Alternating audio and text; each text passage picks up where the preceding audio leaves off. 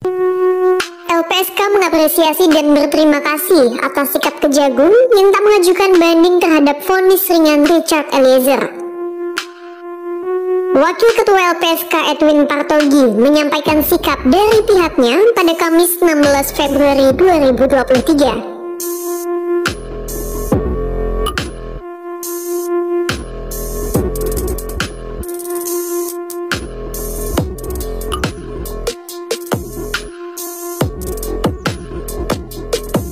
Menurut Edwin, keputusan Kejagung sudah tepat lantaran telah sesuai dengan putusan hakim dan UU Perlindungan Saksi Korban. Selain itu, Edwin juga menilai putusan hakim dan sikap Kejagung ini sesuai dengan norma hukum yang berlaku. Menurut Edwin, jaksa dan hakim pun telah berada di jalur yang tepat lantaran mengakui status Richard sebagai justice collaborator.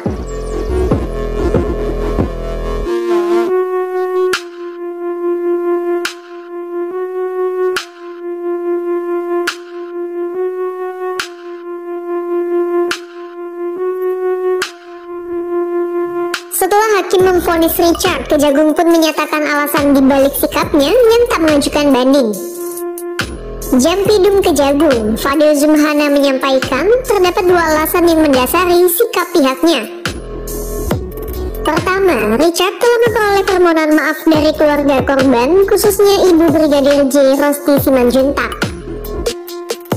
Fadil menilai pemberian maaf adalah putusan tertinggi yang menjadi alasan Kejagung tak melakukan banding. Kedua, Richard dianggap sebagai pelaku yang kooperatif untuk membongkar kasus pembunuhan ini di persidangan. Kini, Richard akan menjalani vonis putusan hakim yang telah ia terima, yakni kurungan penjara selama 1 tahun 6 bulan.